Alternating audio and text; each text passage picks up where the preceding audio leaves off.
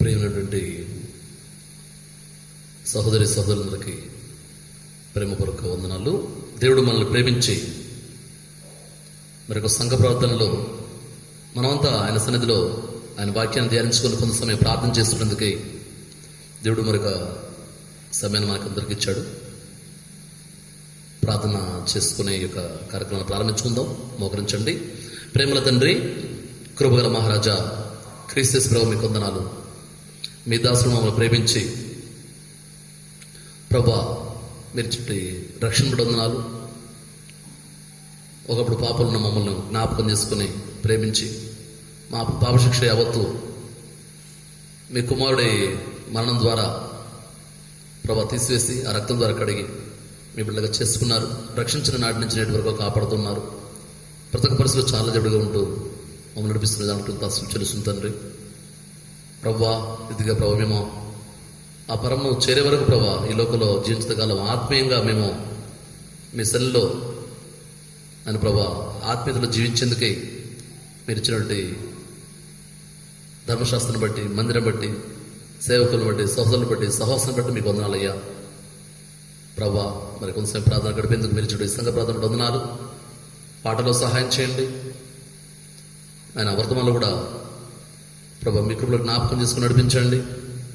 ప్రభా ఈ విధంగా కేవలము మీ నామమునకు మహిమ కలిగే విధంగా ప్రభా వింటడానికి ముందుకి దీవెనకరంగా ఆశీర్వాదకరంగా ఈ యొక్క ప్రార్థన కార్యక్రమం ఉన్నట్టుగా సహాయం చేస్తుండండి. ప్రభా ముందుకు వెళ్తుండగా మీ సంతుడుగా ఉండి నడిపించమని యేసుక్రీస్తు పరిశునామమున ప్రార్థించి పెడుకుంటున్నాం పరమ తండ్రి. ఆమేన్. సియోను గీతాల నుంచి పాట సంఖ్య 549, ఆకాశ మహాకాశంబులు. ఈ పాట పాడుకుందాము.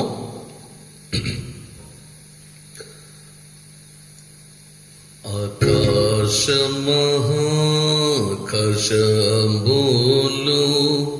పట్టని ఆశ్చర్యకరుడా,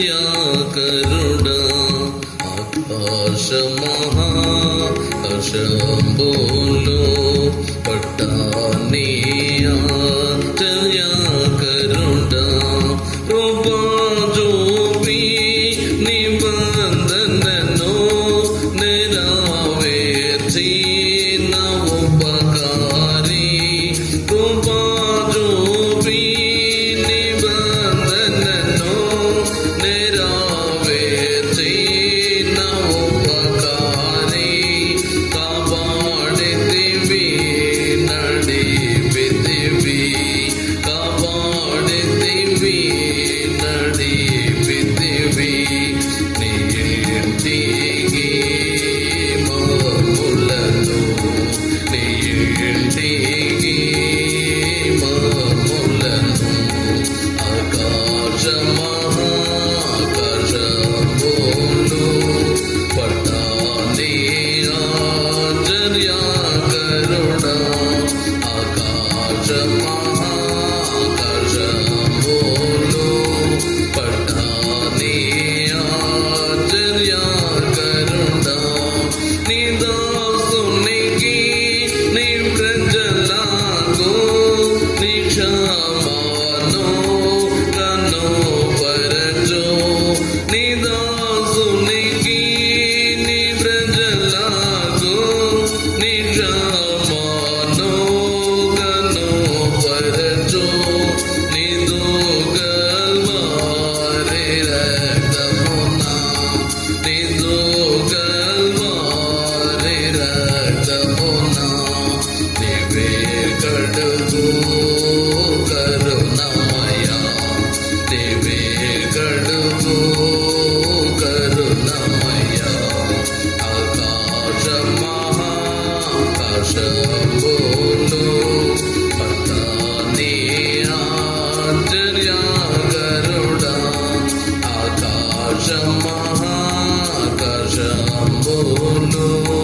పట్టని ఆశ్చర్యకరుడా, నీతి న్యాయముల కర్త, ప్రీతి తోడా నీ ప్రజలకు, నీతి న్యాయముల కర్త, ప్రీతి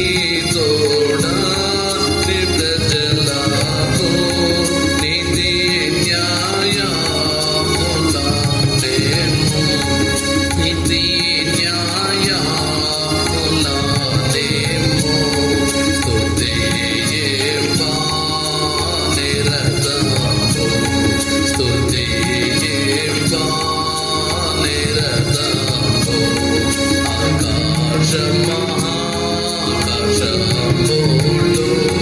కొట్టాలి ఆశ్చర్యకరుడా. ఆకాశ మహాకాశములు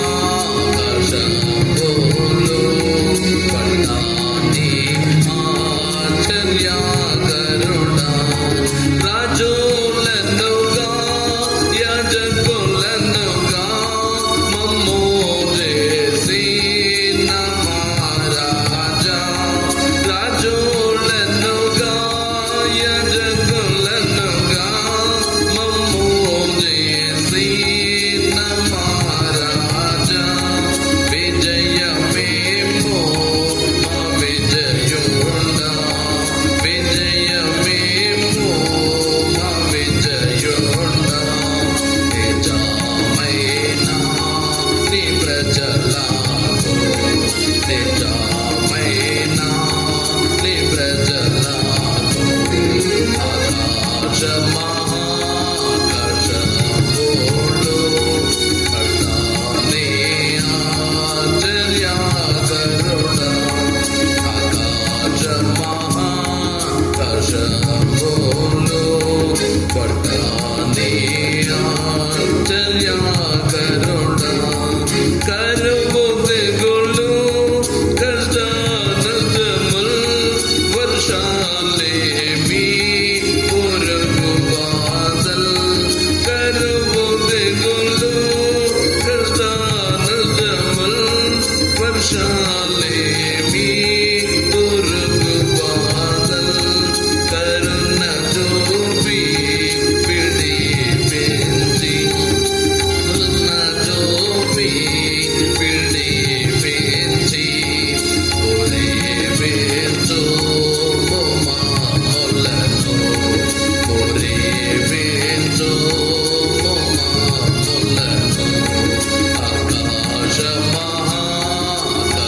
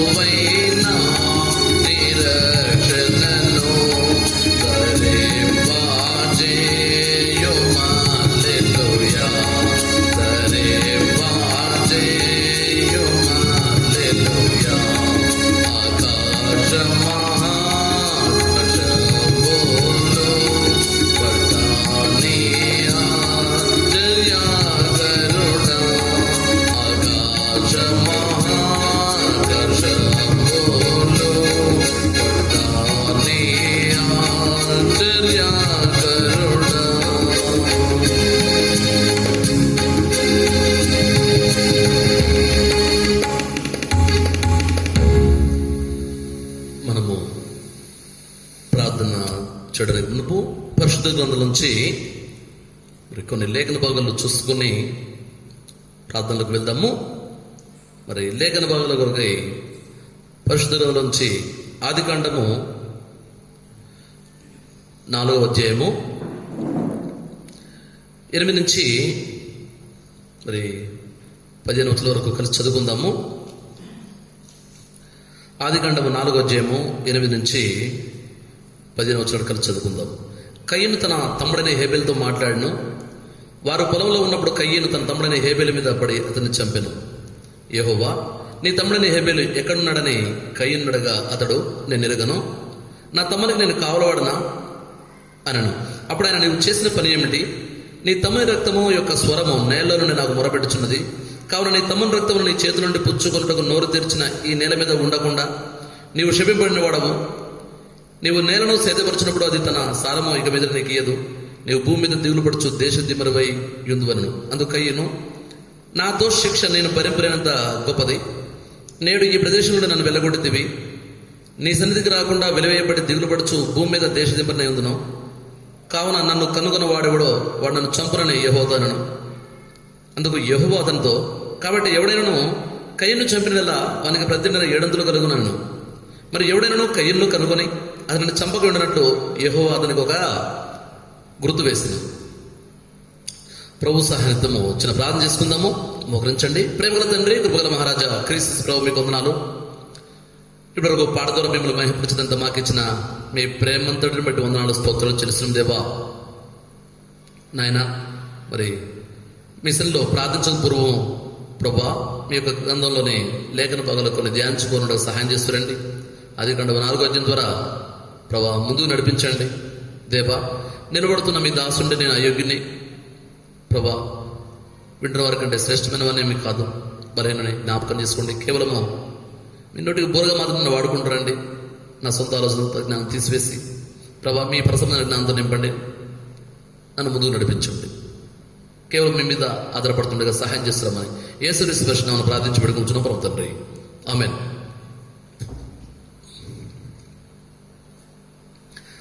ఆదికాండము 4వ అధ్యాయము 8 నుంచి చూసినట్టయితే, కయ్యను తన తమ్ముడైన హేబెలుతో మాట్లాడను. వారు పొలంలో ఉన్నప్పుడు కయ్యను తన తమ్ముడైన హేబెలు మీద పడి అతన్ని చంపెను. యెహోవా, నీ తమ్ముడైన హేబెలు ఎక్కడున్నాడని కయ్యనుడగా అతడు, నేను ఎరుగను, నా తమ్మునికి నేను కావలవాడనా అనను. అప్పుడు ఆయన, నీవు చేసిన పని ఏమిటి? నీ తమ్ముని రక్తం యొక్క స్వరము నేలలో నుండి నాకు మొరబెట్టుచున్నది. నీ తమ్ముని యొక్క రక్తము యొక్క స్వరము నేల నుండి నాకు మొరబెట్టుచున్నది. 10వ వచనంలో ఇక్కడ మరి ఆదాము యొక్క కుమారులైనటువంటి కయ్యను హేబెలు.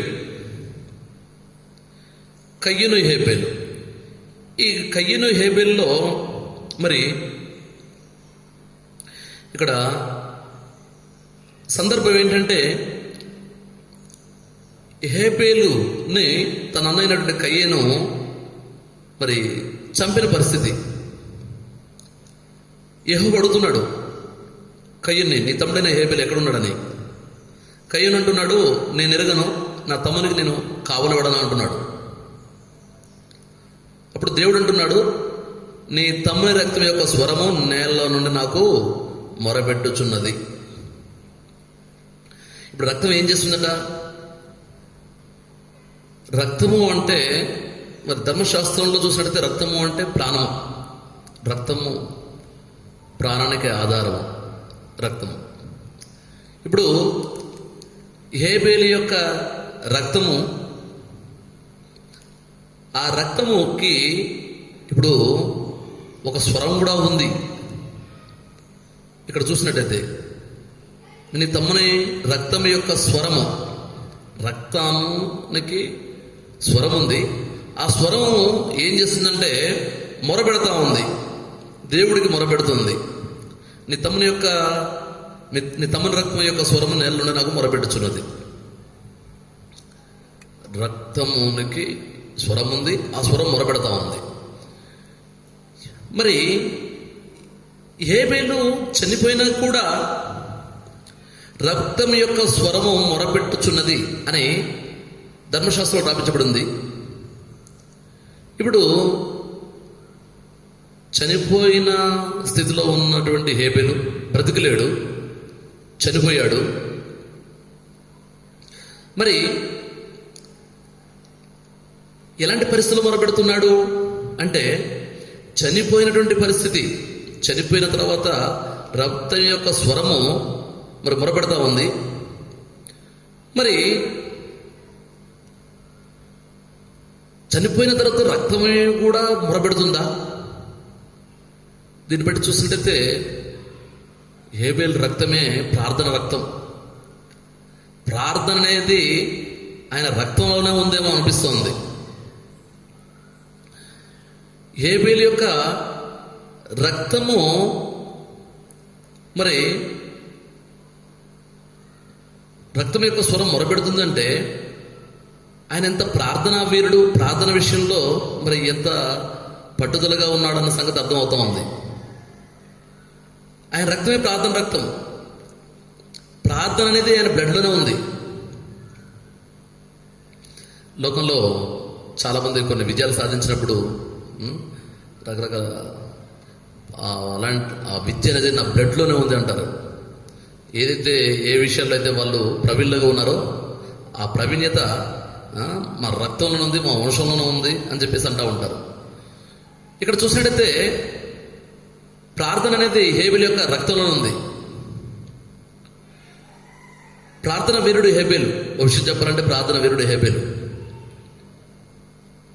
మనం కూడా ప్రార్థన ఎలా చేయాలంటే, ఇప్పుడు అవసరము ఉంటేనో, లేక అవసరాన్ని బట్టో, లేక మరి పరిస్థితిని బట్టో, లేకపోతే ఇబ్బందులను బట్టో, లేకపోతే మరి ఈ విధంగా మనం ప్రార్థన ఎలా చేస్తామంటే, మనం ప్రార్థన చేయాలంటే ఒక అవసరం ఉండాలి, పరిస్థితి అనుకూలంగా ఉండాలి. ఇంకా చూసినట్టయితే మరి అవసరం ఉండాలి, అనుకూలంగా ఉండాలి. రకరకాలటువంటి అనుకూలతలు ఉన్న మధ్య ఉన్నప్పుడే మనం ప్రార్థన చేస్తాం. అయితే ఇక్కడ ఇబ్బందులుడు ప్రార్థన చేస్తాం, ఇంకా ఇబ్బందులుండి ప్రార్థన చేస్తాం, అనారోగ్యం ఉన్నప్పుడు ప్రార్థన చేస్తాం, అవసరం ఉండి ప్రార్థన చేస్తాం.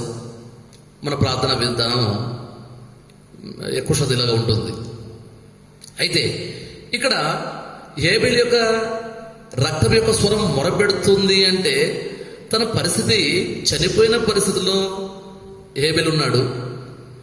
ఆ రక్తము అయినప్పటికీ, చనిపోయినప్పటికీ, హేబెల్ చనిపోయినప్పుడు రక్తం యొక్క స్వరం మొరపెడుతుంది అంటే అసలు ప్రార్థనలో మరి ఎంతగా, ప్రార్థన అంటే ఎంత ఇదిగా ఉన్నాడు హేబెలు. ప్రార్థన యొక్క ప్రాముఖ్యత, ఆయన చేసిన ప్రార్థన చూసినట్టయితే మరి ప్రార్థన ఆయనకు ప్రాణంలో ఉంది. ప్రార్థన ఆయనకు ప్రాణం. నిజంగా ప్రార్థన అనేది మనకు కూడా ఇప్పుడు అది మనకు ఊపిరిలా ఉండాలి. ప్రార్థన అనేది ఊపిరిలా ఉండాలి. ప్రార్థన తప్ప వేరే ఏం లేదు, ప్రార్థనే ముఖ్యమైంది, అన్నిటికంటే ముఖ్యమైంది ప్రార్థనే అన్నప్పుడే మనము ప్రార్థన చేయగలం, ప్రార్థనకు సిద్ధం కాగలం.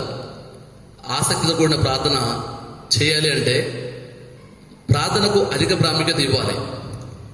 ప్రార్థనే ప్రాణం, ప్రార్థనే ఊపిరి అన్నంతగా ఉంటేనే మనం ప్రార్థన విషయంలో మరి ప్రార్థనకు ప్రాధాన్యత ఇచ్చి ప్రార్థన చేయగలం, ప్రార్థనకు సిద్ధం కాగలం, ప్రార్థన చేయగలం. ఇక్కడ హేబెల్ యొక్క రక్తం యొక్క స్వరము మొరపెడుతుందంటే ఎలాంటి పరిస్థితుల్లో మొరపెడుతుంది? చనిపోయిన కూడా రక్తం యొక్క స్వరం మొరపెడుతుందంటే ఎంత ప్రార్థన వీరుడు, ప్రార్థన అంటే ఎంత ఆసక్తి కలిగిన వాడన్న సంగతి అందరికి అర్థమవుతుంది. మన జీవితంలో కూడా ఇప్పుడు హేబెల్ యొక్క రక్తం యొక్క స్వరము మనకు నేర్పేది ఏంటంటే మన బ్లడ్లోనే ప్రార్థన ఉండాలి. ప్రార్థన అనేది మన బ్లడ్గా ఉండాలి, మన బ్లడ్లోనే, మన రక్తంలోనే ప్రార్థన ఉండాలి. ఆ విధంగా మనం సిద్ధపడి ప్రార్థన చేసినప్పుడు నిజమైన ప్రార్థనా వీరులుగా, ప్రార్థన చేసేవారిగా, ప్రార్థన పనులుగా ఉండగలం. మత్తయి సువార్త 26:30 చూద్దామా? మత్తయి సువార్త 26:30 చూసినట్టయితే ఇక్కడ యేసు ప్రభు గురించి రాపించబడింది. ప్రభువారు మరి పట్టబడక ముందు, శిలువ వేయడానికి ముందు, పట్టబడక ముందు అదంతా చూసినట్టయితే 26 నుంచి చూసినట్టయితే అక్కడ ప్రార్థన చేసే విధానం ఉంది. మరి ఆయన ప్రార్థన చేసినట్టుగా ఉంది. అదని చదువుకున్నట్టయితే చూడండి. మరి 30 చూసిన అంతా యేసు భర్త కూడా గెత్సేమని అనబడిన చోటికి వచ్చి, నేను అక్కడికి వెళ్ళి ప్రార్థన చేసి వచ్చే వరకు మీరు ఇక్కడ కూర్చొని మన శిష్యులతో చెప్పి, అంతేకాదు పేతురు జబదయి 2 కుమారులు వెంటబెట్టుకొని పోయి దుఃఖపట్టుకును చింతాక్రాంతుడుకును మొదలు పెట్టాను. ఇక్కడ చూసినట్టయితే యేసు ప్రభు కూడా ప్రార్థన చేస్తా ఉన్నాడు. మరి శిలువకు అప్పజెప్పవలసిన పరిస్థితి, సమయం సమీపించింది. అయినప్పటికీ అక్కడ ప్రార్థన అనేది ఖచ్చితంగా ప్రార్థనకు ప్రాధాన్యత ఇచ్చి ప్రార్థన చేస్తున్నవాడిగా యేసు ప్రభు ఉన్నాడు ఇక్కడ మాదిరికరంగా. అదే అపొస్తల కార్యాలు చూసినట్లయితే 7వ అధ్యాయము, అపొస్తల కార్యాలు 7వ అధ్యాయము 60వ వచనంలో ఇక్కడ స్టెఫెను చూస్తా ఉన్నాము. స్టెఫెను కూడా అతడు మోకాల్లోని, ప్రభువా వారి మీద ఈ పాపం మోపకమని గొప్ప శబ్దంతో పలికెను. ఈ మాట పలికి నిద్రించను. ఇక్కడ చూసినట్లయితే 58వ వచనం, ప్రభువును గురించి మొరపెట్టుచు, యేసు ప్రభువా నా ఆత్మను చేర్చుకునే. ఇక్కడ కూడా చూసినట్టయితే స్టెఫెను కూడా మరి తను చనిపోవడానికి ముందుగా ప్రార్థన చేస్తా ఉన్నాడు. ప్రాణం పోతున్నా ప్రార్థన చేస్తా ఉన్నాడు. ప్రాణం పోతున్నా కూడా ప్రార్థన చేస్తున్న స్టెఫెను చూస్తా ఉన్నాం. అదే మొదటి సమూయేలు పత్రిక 12:23 వచనంలో మరి అక్కడ సమూయేలు అంటాడు, వీరి నిమిత్తము ప్రార్థన చేయకపోతే పాపం అవుతుందని మనకు తెలిసిన విషయమే. ఇక్కడ సమూయేలు అయితే ప్రార్థన చేయకపోతే పాపంగా ఎంచుతున్నాడు. స్టెఫెను అయితే మరి ప్రాణం పోతున్న ప్రార్థన చేస్తున్నటువంటి విధానం చూస్తున్నాం. యేసు ప్రభు కూడా అదే మాదిరి చూపిస్తూ వచ్చాడు. తను పట్టబడక ముందు, శిలువ వేయబడక ముందు ఇబ్బందికర పరిస్థితులున్నా కూడా ప్రార్థనకే ప్రాధాన్యత ఇచ్చిన వాడిగా ఉన్నాడు. ఈ విధంగా మనం నేర్చుకోవాల్సింది ఏంటంటే, ప్రార్థన మన ఊపిరిగా ఉండాలి. ప్రార్థనకే మొదటి ప్రాధాన్యత ఇవ్వాలి. ఆ విధంగా ఆయన చిత్తమైన, ఆయన సంతోషించే ప్రార్థన చేయాలంటే ప్రార్థనే ప్రాణంగా సిద్ధపడితేనే తప్ప మరి ఆయన సంతోషించే, ప్రభువారు సంతోషించే ప్రార్థన మనం చేయలేం. ఇది మనం నేర్చుకోవాల్సింది ఉంది. మొదటిగా మరి ఆదికాండం 4వ అధ్యాయం 10వ వచనం చూసినట్టయితే మరి రక్తం యొక్క స్వరము, ఈ రక్తం యొక్క స్వరం నేల నుండి నాకు మొరపెట్టుచున్నదన్న సంగతి మరి మొదటి సంగతిగా చూస్తున్నాం. అసలు దీంట్లో కొన్ని సంగతులు, మరి కొన్ని హేబెలు యొక్క రక్తం యొక్క స్వరము చేసిన ప్రార్థన గురించి మరి మనం వివరించుకుంటున్నాము.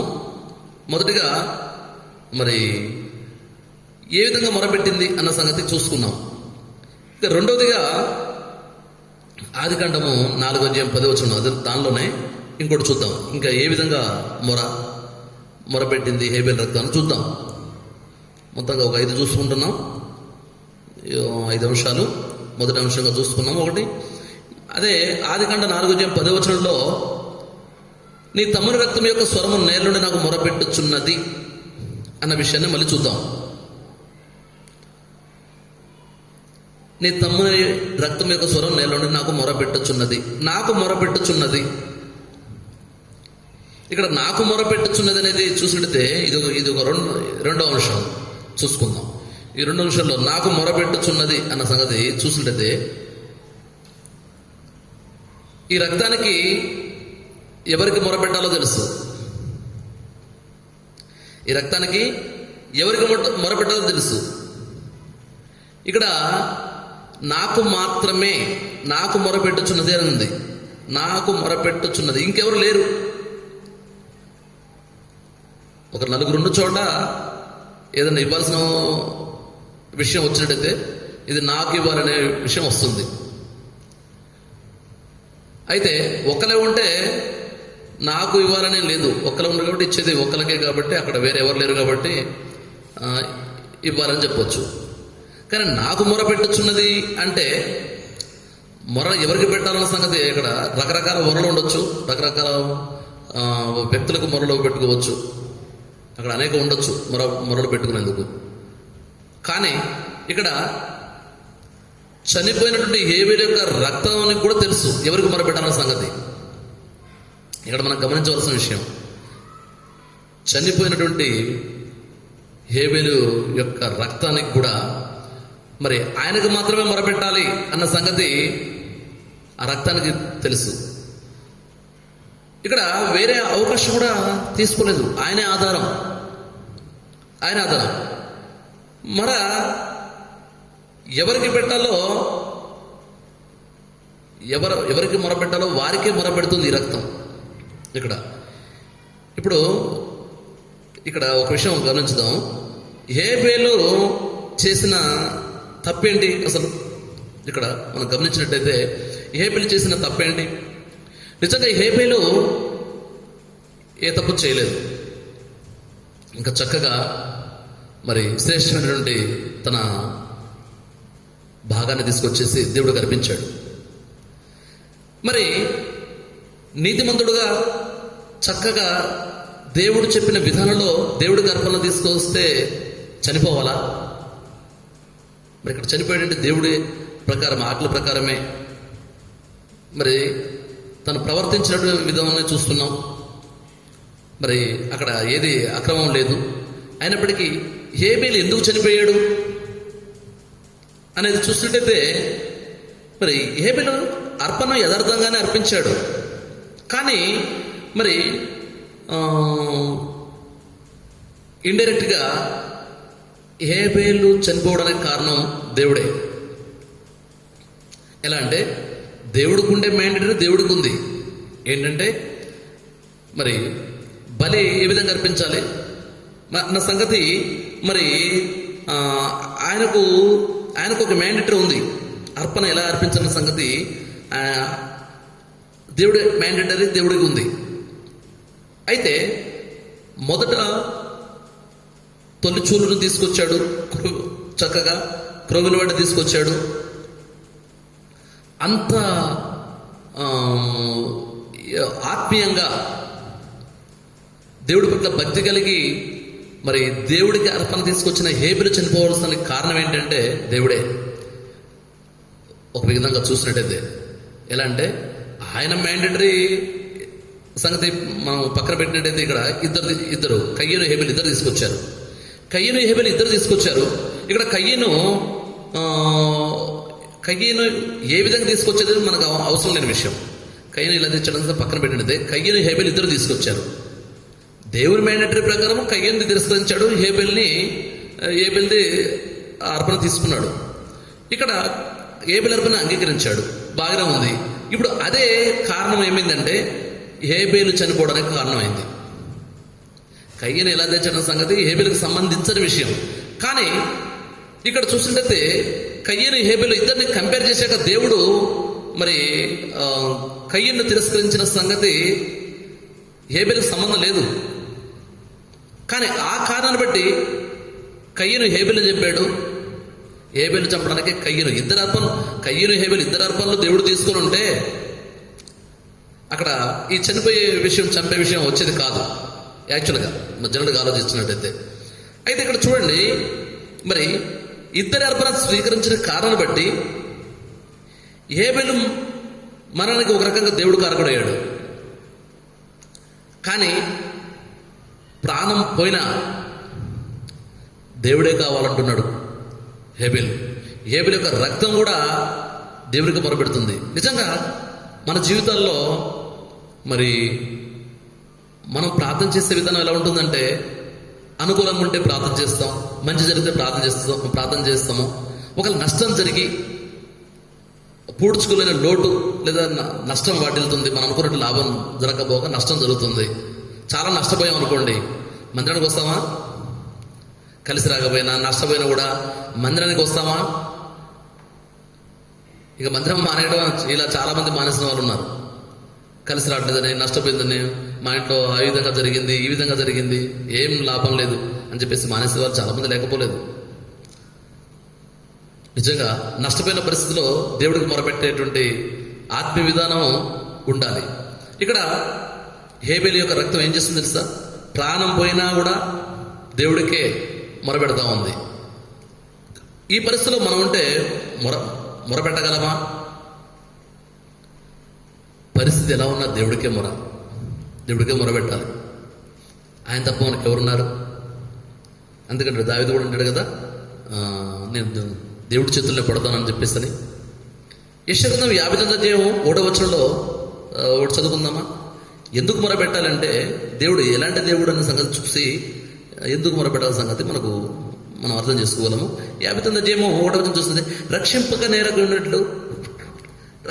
ఉండినట్లు యెహోవా హస్తము కూర్చోకాలేదు, విననేరక ఉండినట్లు ఆయన చెవులు మందం కాలేదు, మీ దోషంలో మీకును మీ దేవునికి అడ్డంగా వచ్చును.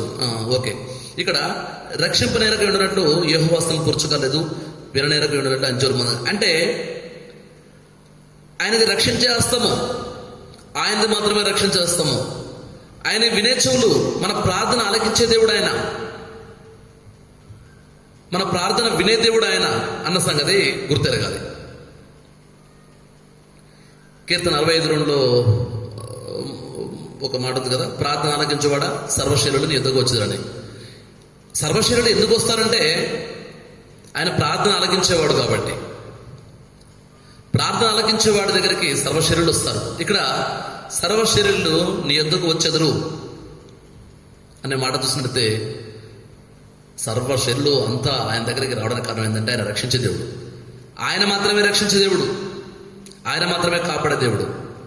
ఆ విషయము హేబేలు యొక్క రక్తముకు తెలుసు.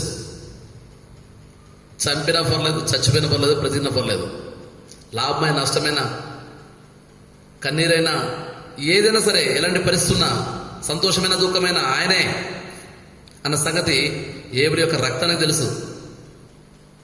ఇది రెండో అంశం. మొత్తం మీద ఒక 5 అంశాలు చూసుకుంటున్నాము. ఇది రెండో అంశం. ఇంకా మూడో అంశం చూసుకుందాము. ఆదికాండము 4వ అధ్యాయము అదే 10వ వచనంలో మరోసారి చదువుకుందాం. ఇక్కడ ఇంకోటి ఉంది, నీ తమ్ముని రక్తం యొక్క స్వరము నేళ్ల నుండి నాకు మొరపెట్టుచున్నది. తమ్ముని రక్తం యొక్క స్వరము నేళ్ల నుండి నాకు మొరపెట్టుచున్నది. నాకు మొరపెట్టుచున్నది కదా, నాకు మొరపెట్టుచున్నది అంటే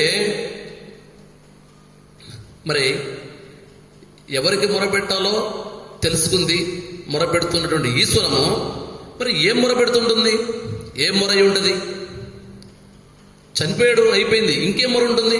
బ్రతికుండగా అంటే ఎన్నో అవసరాలు ఉంటాయి మనం మొరలు పెట్టడానికి. లోకంలో బ్రతుకున్న వ్యక్తులు మొరపెడుతున్నారంటే దానికి కారణం ఉంటుంది, ఎన్నో అవసరాలు ఉంటాయి. నేను మొరపెట్టాలంటే, నేను మొరపెడుతున్నానంటే అనేక అంశాలు, నాకున్న అవసరాలు అక్కర్లు అన్నీ పెట్టి ప్రభా అని చెప్పేసి మొరపెడతాను. ఎందుకంటే నేను భూమి మీద సజులెక్కలు ఉన్నాను, నాకు అవసరాలు ఉంటాయి కాబట్టి, జీవించి ఉన్నా కాబట్టి, జీవించి ఉన్న కారణాన్ని బట్టి లోకంలో అనేక అవసరాలు ఉంటాయి కాబట్టి మొరపెడతాం. నేను మీరు అంతా మొరపెడతాం. మన అవసరాల అక్కలు చాలా ఉన్నాయి, 1, 2, 3 లిస్టు చాలా పెద్దగా ఉంటుంది. చాలా అవసరాలు ఉంటాయి, చాలా అక్కర్లు ఉంటాయి. ఈ అవసరాలు అక్కర్ల లిస్టు ఇప్పట్లో అయిపోయేదేం కాదు, అది కంటిన్యూ అవుతూనే ఉంటుంది. బ్రతికున్నోడికి అవసరాలు ఉంటాయి ప్రార్థన చేయాలంటే, కానీ చనిపోయిన హేబేలుకి ఇంకేం అవసరం ఉంటుంది? దేవుడికి మొరపెట్టాల్సిన అవసరం ఏమై ఉంటుంది? ఏ మొరపెడుతుండొచ్చు చూద్దాం, ఏ మొర ఉంటుంది అనేది చూద్దాం, ఏ విషయం మొరపెడుతుందో చూద్దాం.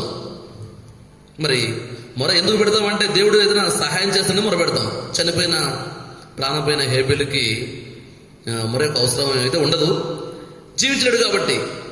తన అవసరం కోసం మొర అయితే కాదు, స్వలాభం కోసం మొర అసలే కాదు కదా. ఇక్కడ మరి ఎవరి కోసం మొర ఉంటాడు? మొత్తం మీద మొర పెడతా ఉంది. ఇక్కడ మొర పెడుతున్న మాట వాస్తవం, కానీ తన కోసమైతే కాదు. ఇక్కడ గమనించాల్సిన విషయం ఏంటంటే, మొర పెడుతున్నారు హేబేలు యొక్క రక్తం యొక్క స్వరం, హేబేలు రక్తం యొక్క స్వరం మొర పెడతా ఉంది. జీవించలేడు కాబట్టి అవసరం లేవు, కానీ మొర మాత్రం ఆగట్లా, మొర నడుస్తూనే ఉంది. అంటే తన కోసం మాత్రం, తన స్వలాభం కోసం ప్రార్థన చేసుకోవట్లేదన్న సంగతి మనకు అర్థమవుతా ఉంది. మొరపెడుతున్నాడు, కానీ తన సొంత అవసరాలు లేవు, ఆయన మొరపెడుతున్నాడు. సొంత అవసరాలు కాకుండా మొరపెడుతుందంటే హేబెల్ యొక్క రక్తం తన స్వలాభం కోసం మొరపెట్టే రక్తం కాదు. హేబెల్ రక్తం అన్న సంగతి గుర్తెరడు కదా. ఇది 3వ పాయింట్. అంటే ఇక్కడ మరి స్వలాభం కోసం మొరపెట్టకుండా మొరపెడుతుందంటే తన కోసం మొరపెట్టట్లేదు అంటే ప్రార్థన చేస్తున్నాడు, కానీ తనకు అవసరం లేదు. తనకు అవసరం లేకుండా ప్రార్థన చేస్తుంటే ఇతరుల కోసం ప్రార్థన చేస్తుండే అర్థం. సులభం కోసం కాకుండా, తన కోసం కాకుండా ప్రార్థన చేస్తున్న హేబెల్ యొక్క రక్తం అని చూస్తున్నాం. ఇది మరి ఇతరుల కోసం ప్రార్థన చేసేటువంటి రక్తము హేబెల్ రక్తం అన్న సంగతి మనం గుర్తుపెట్టుకోవాలి. ఇతరుల కోసం ప్రార్థన చేస్తుంది అనమాట, తన స్వలాభం కోసం కాదు. నిజంగా మనమైతే ఏం చేస్తాం? యాకోబు పత్రిక 4:3 చూసినట్టయితే ఏముందంటే, చూద్దాం, మనకు తెలిసిన విషయమే. మీరు అడుగుదురు కానీ మీ దురుద్దేశంతో అడుగుదురు అని ఉంటుంది కదా. యాకోబు పత్రిక 4:3 చూసినట్టయితే మనకందరికి తెలిసిన విషయమే. 4:3 మీరు అడిగిన మీ భోగముల నిమిత్తం వినియోగించుటకై దురుద్దేశంతో అడుగుతురు. మీరు అడిగినను మీ భోగముల నిమిత్తము వినియోగించుటకై. మీరు అడిగినను మీ భోగముల నిమిత్తము, మీరు అడిగినను మీరు అడుగుదురు కానీ మీరు ఆశించున్నారు కానీ మీకు దొరకట్లేదు. 2వ వచనంలో. 3వ వచనం, మీరు అడిగినను మీ భోగం నిమిత్తము అడుగుదురు.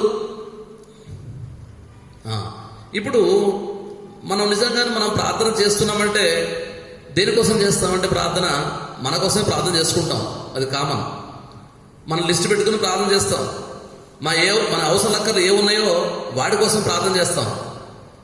చేసుకోవద్దు అన్నట్లే, తప్పేం లేదు, అక్కడ ప్రార్థన చేసుకోవాలి. అయితే ఇక్కడ మరి స్వలాభం కోసం కాకుండా ఇతరుల కోసం చేసే ప్రార్థన ప్రాముఖ్యమైన సంగతి గుర్తెరగాలి. ఇక్కడ హేబెల్ యొక్క రక్తం అదే చేస్తా ఉంది. తనకు ఏ అవసరాలు లేవు, ఇక జీవించలేడు కాబట్టి ఏ అవసరాలు లేవు. కానీ మొరపెడుతున్న రక్తాన్ని చూస్తున్నాం. ఆ రక్తం యొక్క స్వరం మొరపెడతా ఉంది. ఆ మొర స్వలాభం కోసం అయితే కాదన్న సంగతి గుర్తెరగాలి. దీన్ని బట్టి చూస్తే తన స్వలాభం కోసం కాకుండా ఇతరుల కోసం ప్రార్థన చేసే హేబెల్ యొక్క రక్తం యొక్క స్వరాన్ని మనం గుర్తెరగవలసిన అవసరం ఉంది. ఈ రీతిగా మరి మనమైతే మన కోసం అడిగే వాళ్ళుగా ఉన్నాము. అయితే మనము స్వలాభం కోసం కాకుండా ఇతరుల కోసం ప్రార్థన చేసే విధానాన్ని హేబెల్ యొక్క రక్తం మనకు నేర్పుతుందన్న సంగతి మనం గుర్తెరగాలి. ఇక్కడ మరి కొన్ని సంగతులు చూస్తున్నాం కదా. మరి ఇది 3వ సంగతి.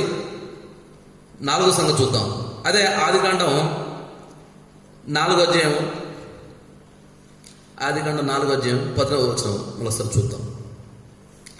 ఇక్కడ ఆదికాండం 4వ అధ్యాయం 10వ వచనంలో మరోసారి చూద్దాం. నీ తమ్ముని రక్తం యొక్క స్వరం నేలలో నుండి నాకు మొరపెట్టుచున్నది, కావున నీ తమ్ముని రక్తం నీ చేతుల నుండి పుచ్చుకుంటూ నోరు తెరిచి నీ నేల మీద ఉండకుండా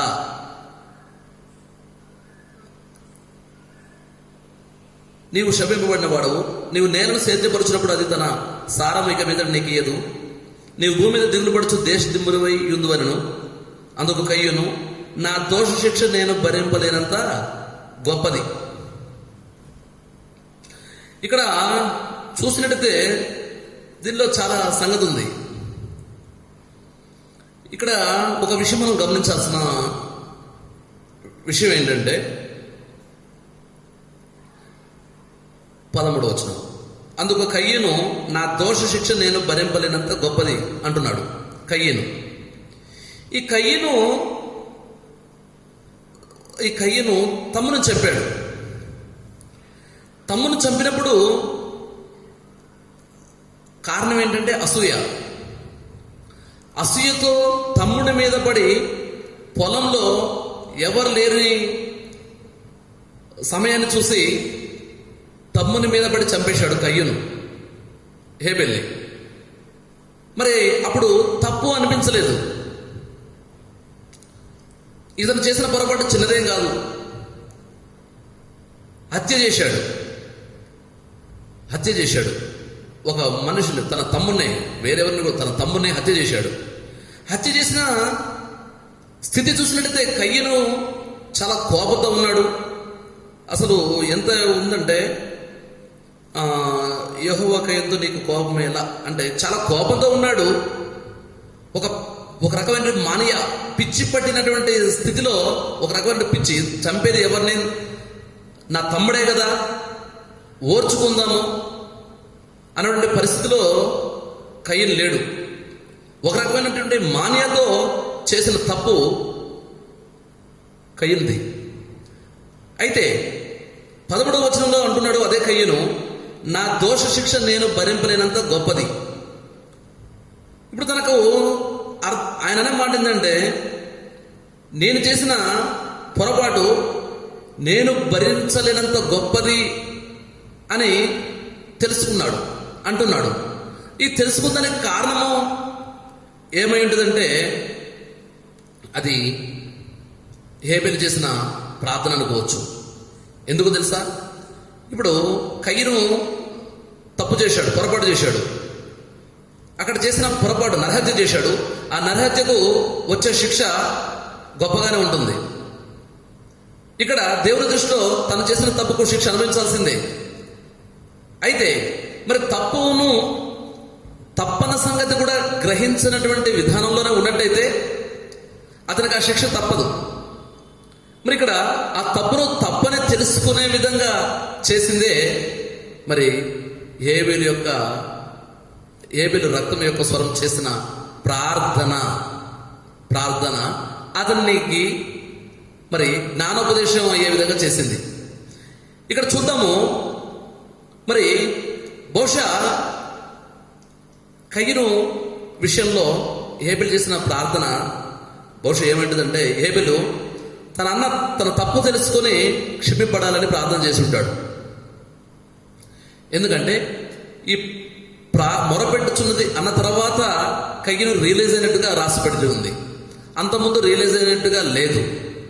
ఇక్కడ తమ్ముడి యొక్క స్వరము, రక్తం యొక్క స్వరం మొర పెట్టిన తర్వాత కయ్యనుంటున్నమాట, మరి నేను చేసిన దోష శిక్ష, నా దోషము లేదా దాని దోష శిక్ష నేను భరింపలేనంత గొప్పది అంటున్నాడంటే దానికి కారణము మరి హేబెలు యొక్క రక్తము చేసినటువంటి మొర ఉంటుంది ఖచ్చితంగా. ఎందుకంటే యాక్చువల్గా హేబెలు కూడా అన్నంటే బాగా ప్రేమ. నిజంగా అక్కడ చూసినట్టయితే హేబెలుకి అన్నంటే చాలా ప్రేమ. ఇక్కడ అన్న రమ్మంటే వచ్చాడు, అన్న నమ్ముతూ వచ్చాడు. అక్కడ అన్న విషయంలో చూసినట్టయితే మరి చాలా అన్న అంటే ప్రేమగా ఉన్నటువంటి వ్యక్తి హేబెలు. ఈ హేబెలు మరి అన్న చెప్పినట్లు వింటున్నటువంటి ఆ హేబెలు ఇప్పుడు చనిపోయిన తర్వాత కూడా అన్నని ప్రేమిస్తా ఉన్నాడు. ఎందుకంటే నా అన్న తన తప్పు తెలుసుకొని క్షమించబడాలని చెప్పేసి ప్రార్థన చేస్తున్నట్లుగా మనం గమనించవచ్చు. తన అన్న విషయం ప్రార్థన చేస్తున్నట్టుంది హేబెలు రక్తం యొక్క స్వరము. ఇప్పుడు ఆ మొర తర్వాతనే మరి కయ్యను రియలైజ్ అయినట్టుగా చూస్తున్నాం. ఒకవేళ ఇక్కడ మరి కయ్యను తన దోష శిక్ష నేను భరింపలేనంత గొప్పదని తన తప్పు తెలుసుకోకపోతే దానికి శిక్ష ఎక్కువగా ఉండేది. కాబట్టి తప్పు తెలుసుకొని దానికి ప్రాయశ్చిత్తం కూడా తెలుసుకున్నాడు. లేనట్టయితే మరి తను చేసిన తప్పుకు దేవుడు దీనికి ఇచ్చే శిక్ష గొప్పగా ఉండేది. ప్రాయశ్చిత్తం లేని విధంగా ఉండేది. ఒక విధంగా మరి చూసినట్టయితే కయ్యను హేబెలుకు ఒక రకంగా చూసినట్టయితే చంపాడు అంటే శత్రువుతో సమానం. నిజంగా చూసినట్టయితే మరి హేబెలుని చంపాడంటే చంపే వ్యక్తి, ఒక వ్యక్తి చంపుతాడు అంటే శత్రువు కింద లెక్క. ఇక్కడ హేబెలుని ఆల్రెడీ అన్న చంపాడు అంటే ఇప్పుడు కయ్యను హేబెలుకు శత్రువు. మరి ఈ శత్రువు కూడా మరి తను చేసిన తప్పుకు మరి ప్రాయశ్చిత్తం కలగాలి, మరి నశించపోకూడదు లేదా నష్టపోకూడదు అనేటువంటి మంచి ఉద్దేశంతో తన అన్న విషయమై మరి ప్రార్థన చేస్తున్నాడంటే ఇక్కడ హేబెలు విషయంలో చూసినట్టయితే మరి శత్రువుని తన అన్న కోసం ప్రార్థన చేశాడు. మనం కూడా దీని ద్వారా నేర్చుకోవాల్సిన విషయం ఏంటంటే మన శత్రువుల కోసం ప్రార్థన చేయాలి. మన శత్రువులు లాంటి వాళ్ళు ఉండొచ్చు, శత్రువుల కోసం ప్రార్థన చేయాల్సిందే. అలాంటి వారి కోసం ప్రార్థన చేయాలి. వారు కూడా తప్పు తెలుసుకొని ప్రాయచిత్తం పొందినట్లు, మరి వారు నష్టపోకున్నట్లు, మరి వారు దేవుడి దృష్టిలో మరి పశ్చాత్తాపం పొంది మరి దేవుడికి లోబడినట్టుగా మనం ప్రార్థన చేసే వారిగా ఉండాలి. మత్తయి సువార్త 5:44 చూసినట్టయితే మరి మనకు తెలిసిన విషయమే. ఏముంటుందో తెలుసా అండి? మత్తయి సువార్త 5:44.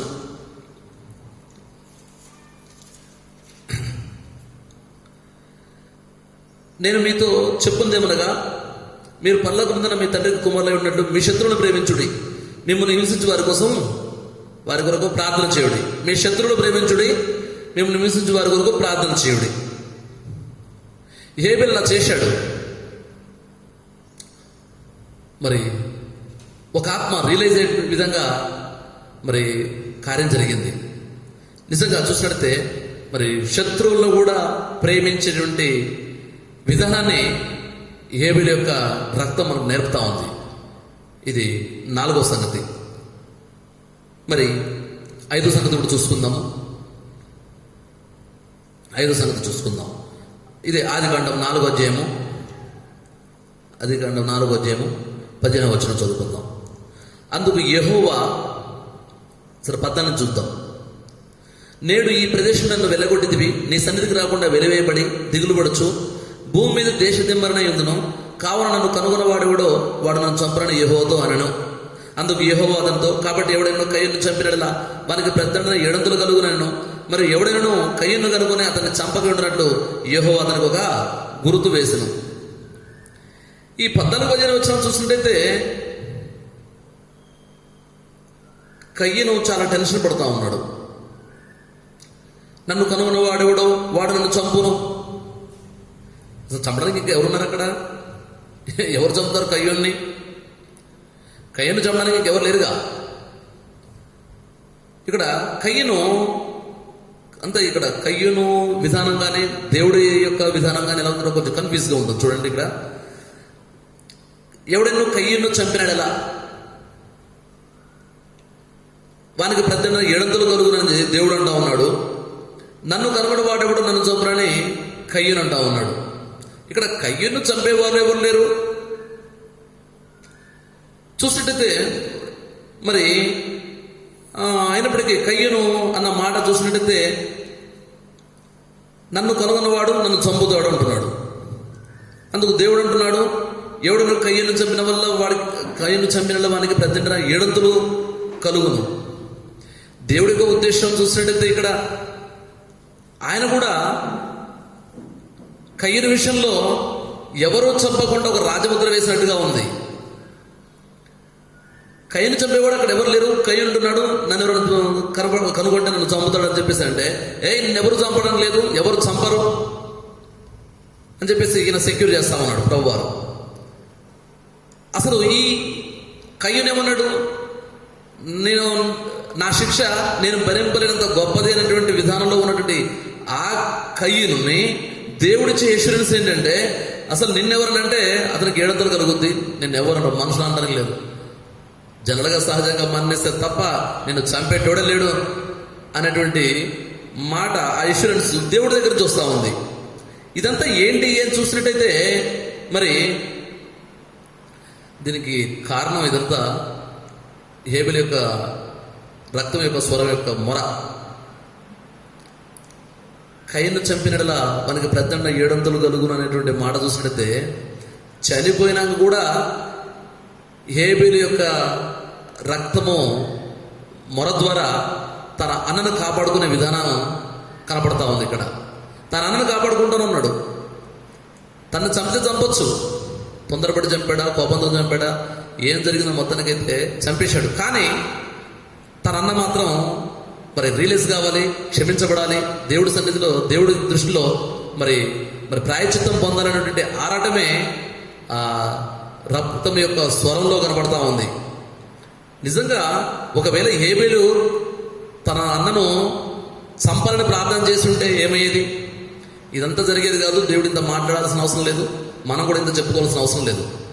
కానీ ఇక్కడ హేబెలు యొక్క రక్తము అన్నను మరి అన్న మీద ప్రతీకారం తెచ్చుకోవట్లేదు, అన్నను చంపని చెప్పేసి అని కోరుకోవట్లేదు. కానీ అన్న రక్షించబడాలని, అన్న ప్రాయచిత్తం పొందాలని చెప్పేసి కోరుకుంటా ఉంది హేబెలు యొక్క రక్తం.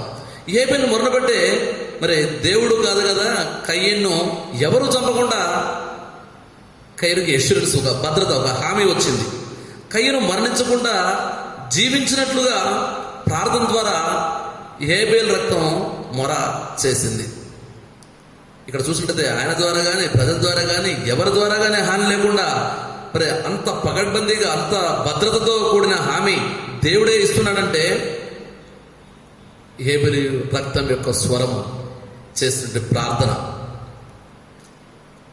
తన తొందరపడి చంపేవచ్చు గాక, కానీ కీడుకు ప్రతి కీడు కోరినటువంటి రక్తము కాదు హేబెలు యొక్క రక్తం.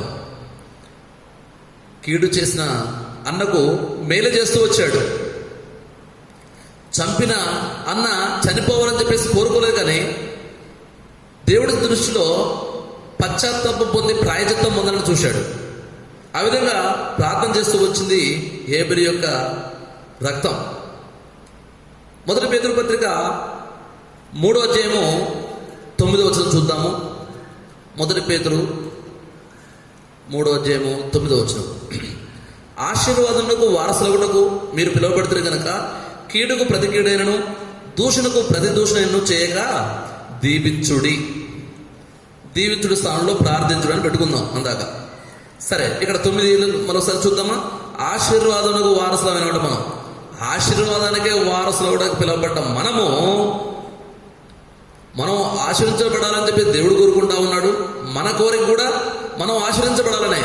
అయితే మనం ఆశీర్వాదానికి పిలువబడినటువంటి మనము కీడుకు ప్రతి కీడు చేయక, దూషణకు ప్రతి దూషణ చేయక దీవించుడి లేదా ప్రార్థించుడి.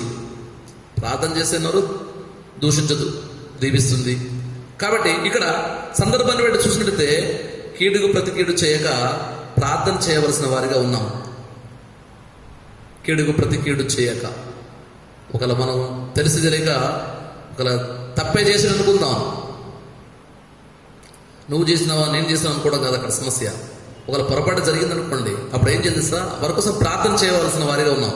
అంతేగాని కీడుకు ప్రతి కీడు చేసేవారిగా ఉన్నట్టయితే దేవుడి చిత్తాన్ని, ఇష్టాన్ని నెరవేర్చే వారిగా ఉన్నాం. అప్పుడు అద్భుతాలు జరగవు. ఇక్కడ హేబెలు యొక్క రక్తం కూడా కీడును కోరుకుని ఉంటే మరి ఇంతగా ఇదంతా ఉండేది కాదు. కయ్యను మరి దేవుడి దృష్టిలో మరి కయ్యనుకి దేవుడి ద్వారా భద్రత వచ్చేది కాదు. అతను కూడా తన తప్పు తెలుసుకునేవాడు కాదు. నా దోషిక్ష నేను భరించినంత గొప్పదని అనేవాడు కాదు. తన తప్పుడు విషయంలో తను చేసిన తప్పును ఎన్నటికీ తెలుసుకునే విధంగా ఉండేవాడు. కొన్ని పొరపాట్లు అలాగే ఉంటాయి. అవి తెలుసుకునే, తప్పు చేసినటువంటి విధానాన్ని తెలుసుకోవాలంటే ఖచ్చితంగా తగ్గించుకొని ప్రార్థన చేసినప్పుడే దేవుడి బయటపరుస్తాడు వాస్తవం, సత్యం ఏంటన్న సంగతి. లేనట్టయితే సత్యం తెలియక ఎప్పుడు ఆ భ్రమలోనే రోజులు గడిచిపోతూ ఉంటాయి. అలా జీవితం మొత్తం గడిచిపోద్ది. జీవితంలో కూడా కారణం తెలుసుకోకుండా భ్రమల్లో ఊహించుకునే తప్పును బాధపడుతూ తప్పులోనే ఉండేవారిగా ఉంటాం.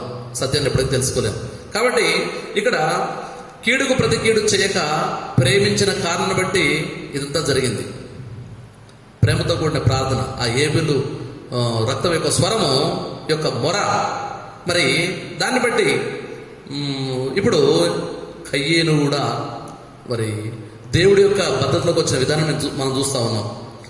మొదటి తిమోతి పత్రిక 2వ అధ్యాయం 2వ వచనంలో మనకు తెలిసిన విషయమే. మనం చేయవలసిన ప్రార్థన కీడుకు ప్రతి కీడు చేయడమే కాక, చేయకుండా ఉండడమే కాక, ప్రార్థన చేసే వారిగా ఉండడమే కాకుండా రాజుల కోసం, అధికారుల కోసం, చక్రవర్తుల కోసం, మన పైన ఉన్నటువంటి వారందరి కోసం, మన చుట్టుపక్కల ఉన్న వారి కోసం, మనకు హాని చేసిన వారి కోసం, ఈ విధంగా మరి ఇరుగు పొరుగు వారి కోసం, మన బంధువుల మిత్రుల కోసం, అందరి కోసం మనం ప్రార్థన చేయవలసిన వారిగా ఉన్నాం. ఇది ఇక్కడ చూద్దాం ఒక మంచి మాట. ఇక్కడ ఇంకో మాట చూడండి. మొదటి తిమోతి పత్రికలోనే చదువుకున్నట్టయితే 2వ అధ్యాయము 2వ వచనము 3వ వచనం చూద్దాం. 3వ వచనం చూద్దాం. ఇక్కడ ఇది మంచిదియు మన రక్షకుడుకు దేవుని దృష్టికి అనుకూలమైనది ఉన్నది.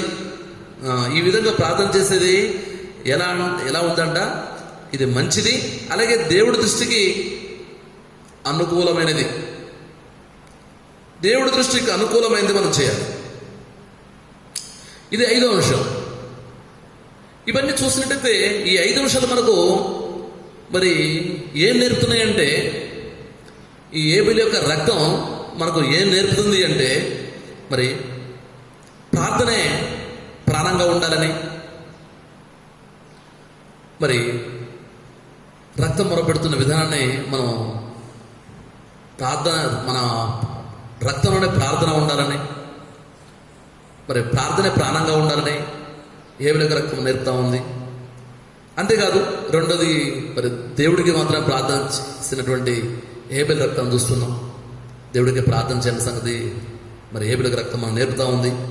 అలాగే మూడవదిగా స్వలాభ విషయాల కోసం ప్రార్థన చేయలేదు, కానీ మరి ఇతరుల కోసం, మన సొంతం కాకుండా ఇతరుల కోసం ప్రార్థన చేసే విధానాన్ని ఏబేలు రక్తం మనం నేర్పింది. అలాగే శత్రువు కొరకు ప్రార్థన చేసిన విధానం, అక్కడ అన్న శత్రువులు అంటే అన్న, మరి అన్న కోసం ప్రార్థించాం, శత్రువుల కోసం ప్రార్థన చేసి సంపాదించుకున్నటువంటి మరి ఇక్కడ అన్నను చూస్తూ ఉన్నాం. అక్కడ ఏబేలు విషయంలో, మరి కయ్యన విషయంలోనూ మరి ఏబేలు చేసినటువంటి ప్రార్థన, ఏబేలు రక్తం చేసినటువంటి ప్రార్థన. అలాగే 5వదిగా కీడుకు మరి కీడు చేయకుండా మేలు కోరుతూ ప్రార్థన చేసిన ఏబేలు యొక్క రక్తాన్ని చూస్తూ ఉన్నాం. మరి మనం కూడా ఆ విధంగా చేయాలని ఆ యొక్క రక్తం మనకు నేర్పుతా ఉంది. ఈ విధంగా ఇప్పుడు మనం మరి మొరపెట్టాల్సిందిగా, మరి ఏబేలు యొక్క రక్తం ఏ విధంగా మొరపెట్టిందో అదేవిధంగా మనం కూడా ఆ విధంగా మొరపెట్టాలని దేవుడు కోరుతా ఉన్నాడు. మరి ఏబేలు రక్తం ద్వారా దేవుడు మనకు నేర్పించిన విధానం ఇదే. నిజంగా మన జీవితాల్లో చూసినట్టయితే మరి అనేక రకాలుగా మనం ప్రార్థన చేసేవారిగా ఉన్నాం, మన అవసరం కోసం ప్రార్థన చేసేవారిగా ఉన్నాం. కానీ ఇక్కడ ఏబేలు యొక్క రక్తం చేసిన ప్రార్థన, రక్తం యొక్క మొర విన్న దేవుడు ఏ విధంగా కార్యం జరిగించిన సంగతి, ఈ రక్తం ఏ నిర్ణయం సంగతి మనం తెలుసుకున్నాం. ఈ విధంగా మనం కూడా మన జీవితాల్లో ఇటువంటి ప్రార్థన కలిగి ఉండాలని దేవుడు కోరుకుంటా వస్తున్నాడు. ఈ విధంగా మనం ప్రార్థన చేద్దాం. దేవుడి వాక్యం దీవించునుగాక. ప్రార్థన అంశాలు గమనించండి. ఏలము ప్రార్థన కార్యక్రమాలు, మరి మంగళవారం బైబిల్ స్టడీ, బుధవారం సంఘ ప్రార్థన, శనివారం ఉపవాస ప్రార్థన, ఆదివారం ఆరాధన. వార కార్యక్రమాలు కొరకు ప్రార్థించడానికి చైన్ ప్రేయర్ మరి 3వ మంగళవారం ఉంటుంది. ఈ విధంగా జ్ఞాపకం పెట్టుకోండి. ఈ అంశాల కోసం ప్రార్థన చేయండి. ఈరోజు సంఘ ప్రార్థన. అలాగే ఈరోజు మరి మందిరం యానివర్సరీ డే కూడా. అయితే మరి బయట ఉన్నటువంటి కరోనా పరిస్థితులు బట్టి మరి కృత గుడికలు పెట్టుకోలేని పరిస్థితి. మందిరం కోసం కూడా ప్రార్థించండి. మందిరం అవసరంలో కళ్ళు ఇంకా ఆశించబడలాగా, మన ఏలి పరిచర్యను దేవుడు ఇంకా బాగా దీవించలాగా, మందిరంలో కుటుంబాలు దీవించబడడానికి సిగ్గా ఉన్నటువంటి వారు ఉన్నారు, వారందరి కోసం ప్రార్థన చేద్దాం. అలాగే ట్రైనింగ్ గాడ్స్ అంటే నత్తనేల కోసం ప్రార్థన చేయండి. అలాగే గాడ్స్ అంటే రూబెన్ గారు, ఓల్డ్ ఏజ్, ఆయన ఒక దైవ సేవకుడు. ప్రభుదాస్ బ్రదర్ వాళ్ళ నాన్నగారు, ఆయన ఆరోగ్యం కోసం ప్రార్థన చేయండి. అలాగే ఎఫ్ఐఎన్ కోసం ప్రార్థన చేయండి. మనసు నరసింహ గారు. మనకున్నటువంటి అంశాలు వెంటనే పెట్టి ప్రార్థన చేద్దాం. అలాగే కృష్ణవేణి, యోనా బ్రదర్, ఇంకా చాలా అంశాలు ఉన్నాయి. ఇవాళ అన్ని అంశాలు మన దగ్గర ఉన్నాయి కాబట్టి వాటి కోసం ప్రార్థన చేద్దాం. అలాగే ఇంకా మరి రానున్న దినాల్లో ఈ కరోనా పరిస్థితులు అనే మామూలు పరిస్థితికి వచ్చేసి రెగ్యులర్గా వార కార్యక్రమంలో కూడా మందిలో నడిచే విధంగా ప్రార్థన చేద్దాం. మోకరించండి, చిన్న ప్రార్థన చేసుకుందాం. ప్రేమల తండ్రి, కృపగల మహారాజా, క్రీస్తు ప్రభావ మీకు వందనాలు. మరొకసారి మీ దాసులంటే మమ్మల్ని మీ కృపలో జ్ఞాపకం చేసుకొని ఈ సంఘ ప్రార్థన సమయంలో మీరు మాకు ఇచ్చిన ప్రార్థన అవకాశం అంటే కొంత తెలుసుకున్న దేవా తండ్రి. మరి ఆదికాండం 4వ అధ్యాయం ద్వారా మాట్లాడుతూ వచ్చిన మీ ప్రేమ కొంత తెలుస్తుంది తండ్రి. హేబేలు యొక్క రక్తం యొక్క స్వరము పెట్టిన మొర ఆలకించిన దేవుడు మీరు. మరి ఆ రక్తము పెట్టిన మొర చూసినట్టయితే ప్రభు తండ్రి, మరి తనకు అన్న కోసం చేసిన ప్రార్థన చేసిన మొరపెట్టిన విధానంగా ఉంది. ఆ విధంగా మరి దేవుడు కూడా మరి ఆ మరణ విని కార్యం జరిగించిన దేవుడుగా ఉన్నాడు. ఇవన్నీ చూసినట్టయితే మా జీవితాల్లో ప్రభు మరి ఏ విధంగా ప్రార్థన చేయాలనే సంగతి మాకు నేర్పుతూ వచ్చారు. మీకు వందనాలు తండ్రి. మరి ప్రార్థనే ప్రాణంగా ఉండాలన్నటువంటి విధానము ఏబేలు రక్తం ద్వారా మేము మరి గమనిస్తూ వచ్చాము. అలాగే ప్రార్థన దేవుడికే చేయాలని, అలాగే స్వలాభ విషయాల కోసం కాకుండా ఇతరుల కోసం ప్రార్థన చేయాలని, అలాగే శత్రువుల కొరకు ప్రార్థన చేయాలని, కీడు కోరకుండా మేలు చేయాలని, మేలు కోరి ప్రార్థన చేయాలని మీరు మాకు నెలకొచ్చిన పిరమిడ్ కృతాస్తులు చెల్లిస్తుందండి. ఆ విధంగా మరి హేబేలు యొక్క రక్తం పెట్టిన మరణం ద్వారా ప్రభా కయ్యను కూడా మరి తన తప్పును తెలుసుకున్న విధానాన్ని చూస్తున్నాం. మరి ప్రాయచిత్తం కూడా మరి తెలుసుకున్న విధానాన్ని చూస్తూ వస్తున్నాం. ఇంకా మరి ప్రభా మా యొక్క జీవితాల్లో ప్రభా ఇలాంటి ప్రార్థన మేము కలిగి ఉండాలని, మా ద్వారా అనేక మంది ప్రభా మరి మీ దగ్గర రావాలని, మరి ప్రాయచిత్తం పొందాలని, అలాగే ప్రభా మా ప్రవర్తన ద్వారా, మా ప్రార్థన ద్వారా, మా మొర ద్వారా అనేక మంది రక్షింపడాలని మీరు కోరుకుంటూ వస్తున్నారయ్యా. ఆ రీతి ప్రార్థన మాకు నేర్పించు ప్రభా. ఈ విధంగా ఏలిము కేంద్రంగా పరిచయపడుతున్నాను ప్రభా. మీ కృపను బట్టి ప్రభా మరి 2015లో ఇక విశాలపరచబడిన నూతన మందిరని ప్రభా మరి మీ నామాన్ని డెడికేషన్ చేసుకోవడం మీరు ఇచ్చిన వందనాలు. ఇది 2020 ప్రభా. మరి గడిచిన సంవత్సరాన్ని మీరు ఎక్కడ చిన్న భద్రపరుచుకుంటున్నారు ప్రభా. మన సైడ్గా ఉంచిన వందనాలు ప్రభా. మీరు ఇచ్చిన వాక్యం 2015 బహుతరులకు శోభాధికారణంగా మరి చేస్తానని చెప్పేసి మందిర పక్షంగా మీరు ఇచ్చిన వాగ్దానం బట్టి వందనాలు స్తోత్రం చెల్లిస్తూ ప్రభా మరి మందిరంలో ప్రతి ఒక్క కుటుంబం కోసం ప్రార్థన చేస్తున్నాం ప్రభా. పరిచర్య కోసం ప్రార్థన చేస్తున్నాం ప్రభా. నాయన జ్ఞాపకం చేసుకోండి, ప్రజలకు అవసరం తీర్చండి. ఎవరిది సిగ్గు ఉన్నారు వారికి చక్కని ఆరోగ్యంతో నింపండి దేవా. ఎవరిది అవసరం వారి అవసరంలో అక్కడ తీర్చండి ప్రభా. నాయన మరి రానున్న దినంలో మరి ఇంకా చక్కని పరిచర్య మందిరం ద్వారా జరగడానికి సహాయం చేస్తున్నామని ప్రభా. ఇప్పటివరకు నడిపించని మీ కృత అసలు తెలుసు. మరి ముందు ప్రార్థన చేయబోయే సహోదరులు కూడా జ్ఞాపకం చేసుకుంటారండి ప్రభా. మా ప్రార్థనలో మీ సన్నిధిలో నడిపిస్తున్నామని మహిమ ఘనత మీకు అర్పిస్తూ ఇప్పుడు మీ దాసు నన్ను కూడా జ్ఞాపకం చేసుకుని నిలబెట్టిన విధానాన్ని వందనాలు తెలుస్తూ యేసు స్పర్శన ప్రాంతి పెడుకుంటున్నాం మనం తండ్రి. ఆమెన్.